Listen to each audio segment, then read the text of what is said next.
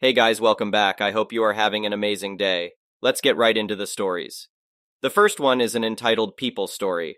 I sought solace in a serene rural area, desiring a peaceful environment to raise my family away from the cramped city life.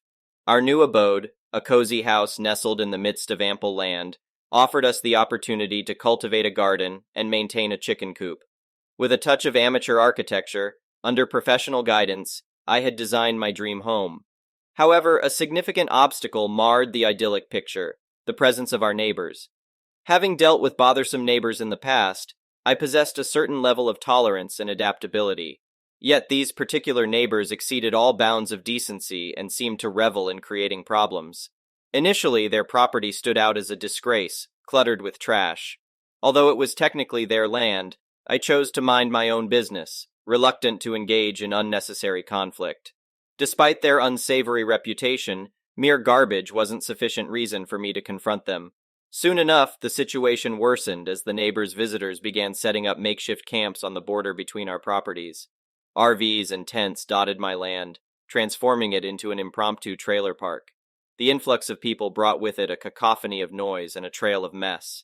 They lit fires, disrupting the peace at all hours, and their blinding headlights intruded into my home, shattering my sleep. The invasion of my property and the ensuing chaos crossed the line, leaving me with no choice but to take action. Yet, a nagging feeling of discomfort held me back from confronting them directly. Little did I know that my intuition was about to be vindicated.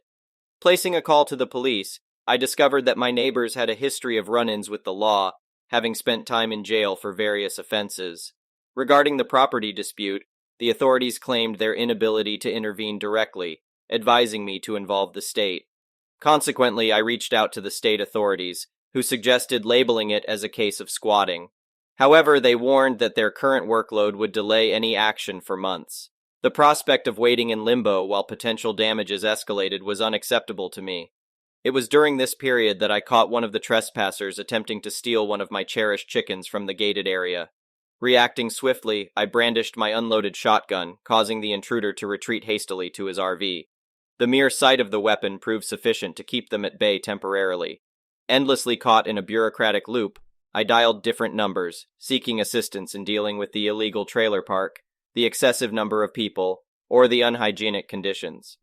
Unfortunately, I resided in a convoluted jurisdiction where, technically, everything they were doing was allowed, except for the fact that they were encroaching upon my property. The trash was justified as part of their business, shielding them from accountability. Each call led me in circles, exacerbating my helplessness. That's when my bedroom window, overlooking the neighbor's backyard through a sea of RVs and tents, revealed a disturbing sight. The neighbor would emerge from his shed, distributing mysterious items to the assembled people. These objects were then carried over to the fire pit, where they were set ablaze. The truth struck me like a bolt of lightning. They were engaged in drug-related activities. It was a breakthrough I needed, but solid evidence was essential to compel the police to act. Having been an avid stargazer, I possessed a state-of-the-art telescope that had remained neglected in the garage due to the intrusive RV lights. Determined to gather irrefutable proof, I carried the telescope up to the top floor, aligning its lens to capture close-up details. Through meticulous observation, I documented their drug-related actions, aided by the telescope's capability to capture photographs. The evidence was undeniable: a thriving drug operation operating from the RVs themselves. Without delay, I forwarded the incriminating images to the police, confident that they could no longer turn a blind eye. 2 days elapsed, and the atmosphere around my neighbor's house transformed into a chaotic frenzy. A legion of police descended upon the scene, effectively sealing off any escape routes for the panicking perpetrators. Amidst the confusion, over 20 individuals, including my neighbor, found themselves in handcuffs. It was revealed that the neighbor held the notorious status of a major drug dealer, amplifying the severity of the charges against him. While the fate of the other culprits remained unknown to me, my neighbor's trial proved to be a captivating saga. In a desperate bid for freedom, my neighbor employed a feeble defense during the court proceedings, arguing that his arrest for cooking meth on his property was unwarranted. Little did he realize that his claim rested upon a foundation of falsehoods, as the property he operated on belonged to me. Nevertheless, I was the sole individual concerned with this detail. Predictably, his flimsy excuse crumbled under scrutiny, leading to a guilty verdict and a subsequent jail sentence. With the neighbor incapacitated, the state took charge of his property, rendering it their responsibility to restore and maintain its integrity. A crew arrived, swiftly cleaning up the remnants of the meth lab, erasing all traces of its illicit activities.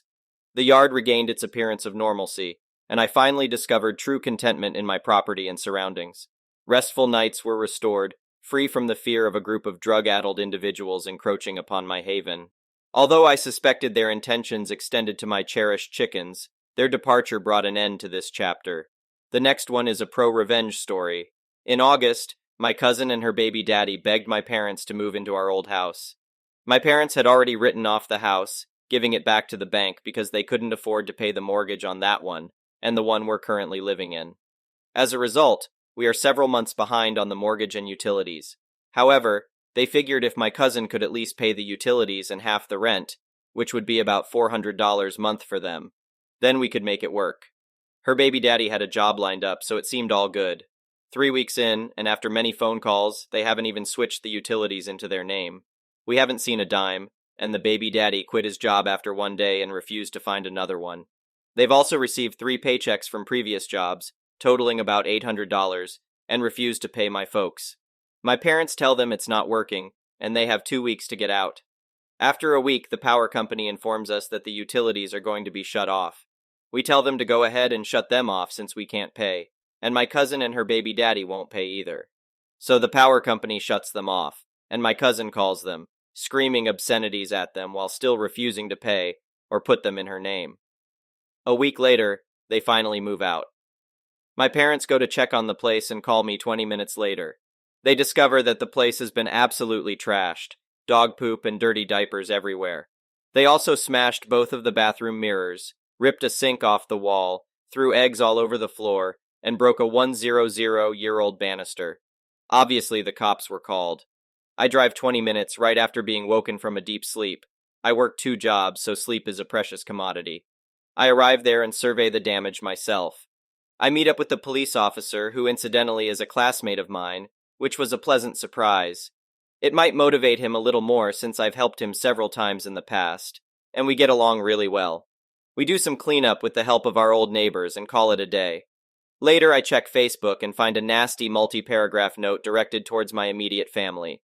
It includes snippets about how she wishes we would die a slow, painful death, how we have filthy housekeeping habits, how we're socially unacceptable, how karma will get us, how the whole family hates us, and even calls me a dyke. She can't spell very well. She also says our dead grandma would be so ashamed. Usually I stay out of Facebook drama, but she attacked me, my parents, and my disabled sister. So I respond with an even longer diatribe, presenting the facts and highlighting all her shortcomings. Essentially, I tell her to grow the duck up. Naturally, she blocks me, but I screenshot everything and post it on my Facebook, where most of our extended family sees it, along with the pictures I posted of the damage. Several of my friends, family members, and even her aunt from her father's side private message me to defend us. They also post on her wall and message her, calling her out on her bullcrap, which I did not ask them to do. My phone doesn't stop buzzing for 2 days with non-stop support. The social media reputation she spent years building crumbles in hours.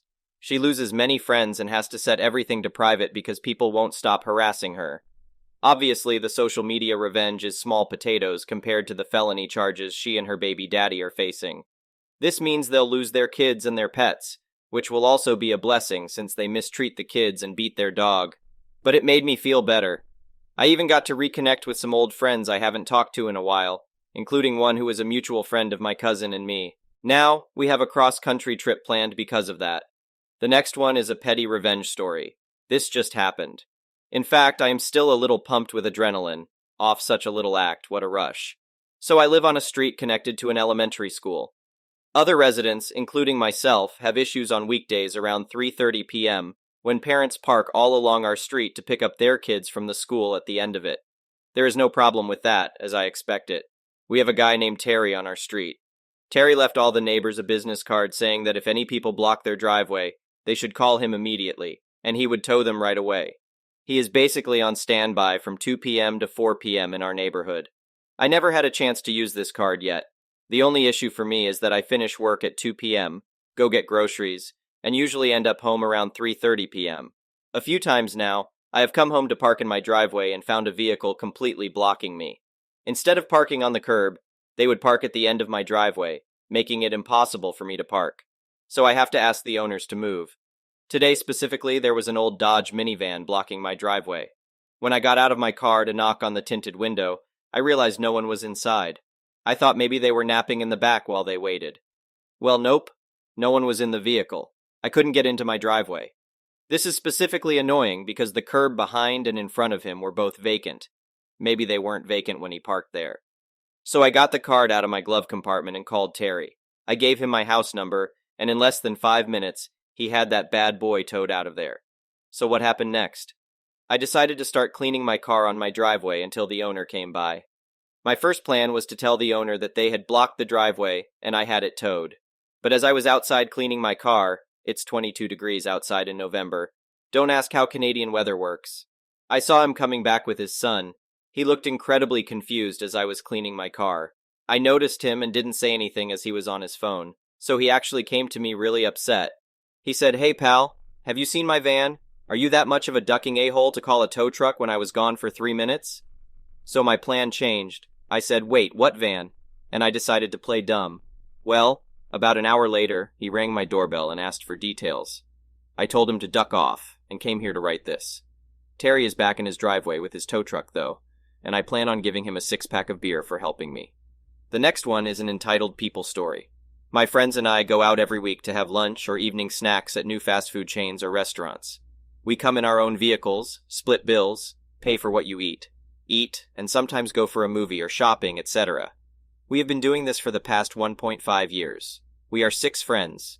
Mostly when I go out to eat, I show my sister the menu and bring her what she wants as takeout.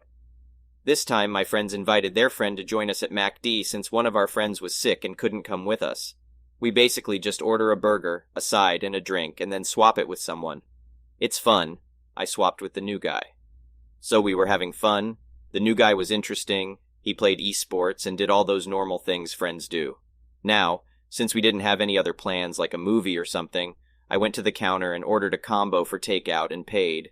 If we go to a movie or something, I don't get her something often then. We were chatting since one friend was left to finish. I noticed that the new guy was not really responding to me, but I let it go, and we continued chatting.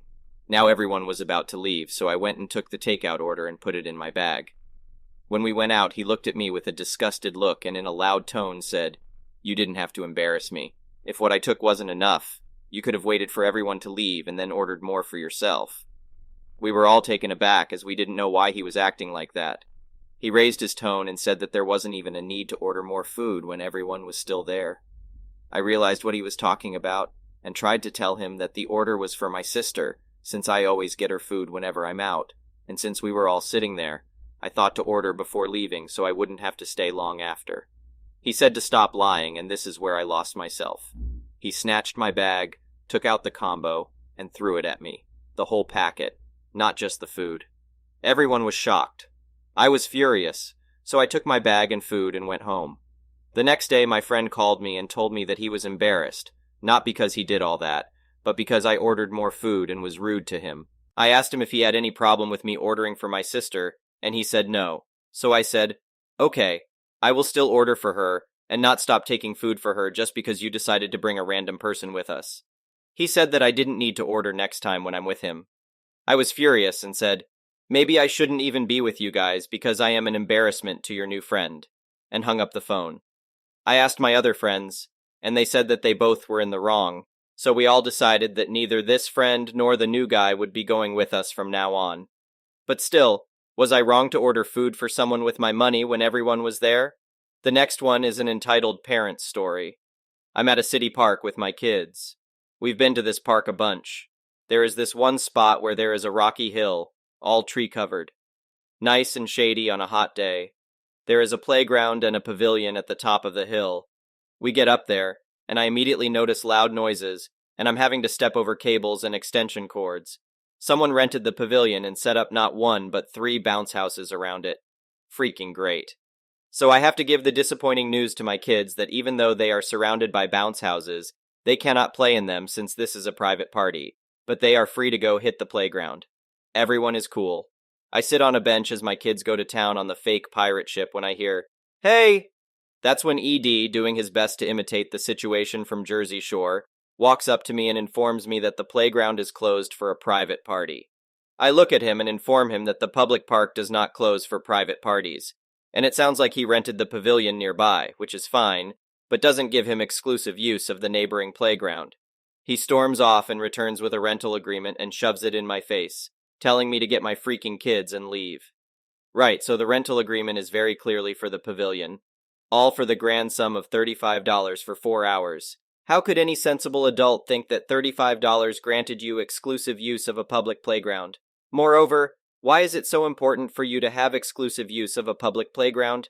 I again point out to him that he rented the pavilion, not the park, and my kids won't go on his bounce houses and we won't go into his pavilion.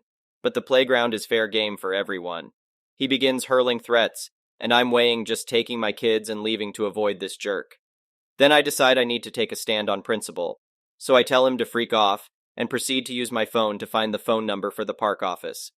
Our county staffs our parks. During the summer months, they employ park rangers who have peace officer authority.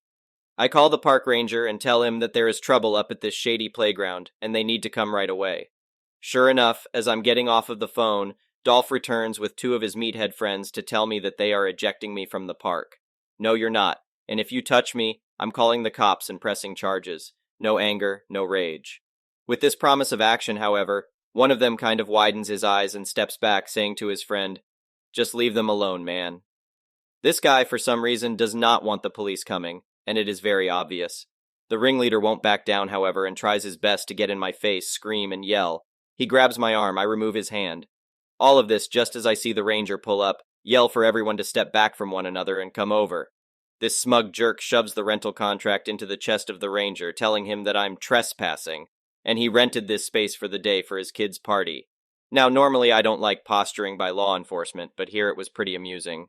"Ranger, touch me again and I'm arresting you," reads contract. "This is for renting the pavilion. You have use of the pavilion, but the playground is open for public use." Hands it back.